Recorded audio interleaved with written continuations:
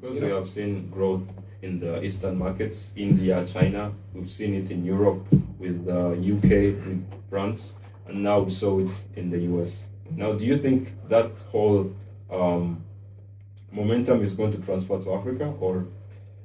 Africa is a laggard. It always adapts things much slowly than everyone else. But I think Rwanda is setting a different example. It has adapted. It was the first one to allow the zipline, delivery system, drone delivery system. It is now the first one to license, drone taxis. Yeah.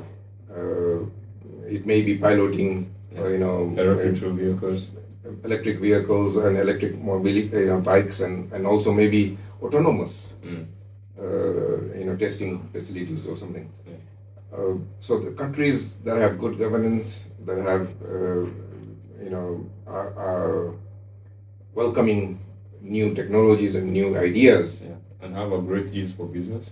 Yeah, will excel faster than anyone else. The days of saying that technology is corrupting our youth and is doing this, yes, it does that, but it also produces a lot of good. If an idle mind has nothing else to do but to look at screen, then obviously it is going to become a devil's workshop. Yeah. So talking about good governance, we have Rwanda is a good example to good governance, but we still have examples of youth and children who want to go outside the country because they think there is more opportunities. What's your advice to them? I just spoke to somebody in London, where I come from, and London has expelled nearly 40,000 Indian youths that went to London for opportunities, have had to go back to India because there isn't much work in UK. The economy is slumping, and it's not just an isolated case of UK. It's the whole of Europe. In Germany, the car industry is collapsing. The German car makers are not able to compete against the Chinese and Tesla. The electric mobility is going to it's going to be the take over the car industry. Yeah, and it's going to be the similar thing as the Nokia and the smartphone. The revolution. Nokia, BlackBerry, and Motorola dominated the analog phone. When iPhone was launched in 2006 or 2007,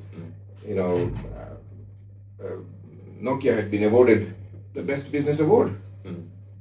Where is it today? Non-existent. Yeah. And they didn't realize that the smartphone was not just a phone; it was a computer with a phone.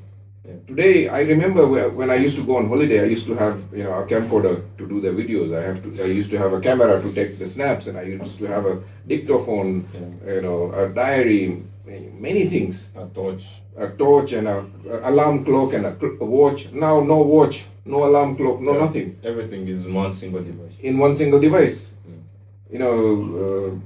So BlackBerry and all of them, they underestimated it. And that's the same revolution that's happening in the mobility sector. And okay, an iPhone is maybe on average, or a smartphone is on average $200 USD. A car, we're talking about 20,000-30,000 USD. And if you look at the global car market, car population, you're talking about around 2 billion vehicles need to be switched over to electric and autonomous. And there was a time in London, the black cabs used to dominate the taxi. And black cabs used to charge on average per mile, £6. When Uber came, it brought it down to £2. Yes. And now, when a robo-taxi comes, it will come down to 20 pence. The cost of mobility is going down with every generation. And it is mainly because of technological revolution. And the same thing, today, if you want, there is no better time to start a business today than today. You can do a lot of the things. You don't need no secretary. ChatGPT can become your secretary. It can be a typist. It can be many things. Yeah. It can be a designer. It can be a graphic designer. It can be a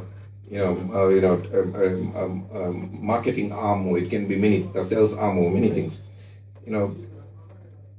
And a lot of it is free. Yeah. Gmail is free.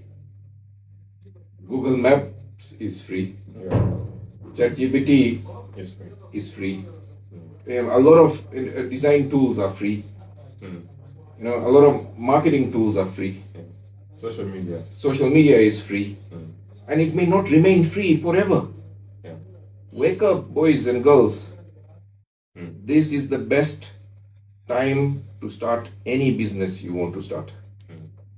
You can leverage all these technologies to enable you to grow your business, scale your business, and become a unicorn of Africa. Africa has very few unicorns compared to the rest of the world.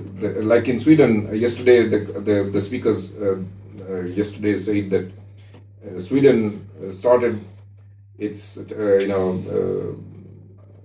its technological revolution with introducing home computers, making it cheap for every citizen in Sweden to own and operate a computer. Yeah. Africa doesn't need that because we have this now. Yeah, we already have the phone. Yeah, this has your computer. Yeah. And it is far more powerful than any other computer that Sweden could have given, in the 1990s.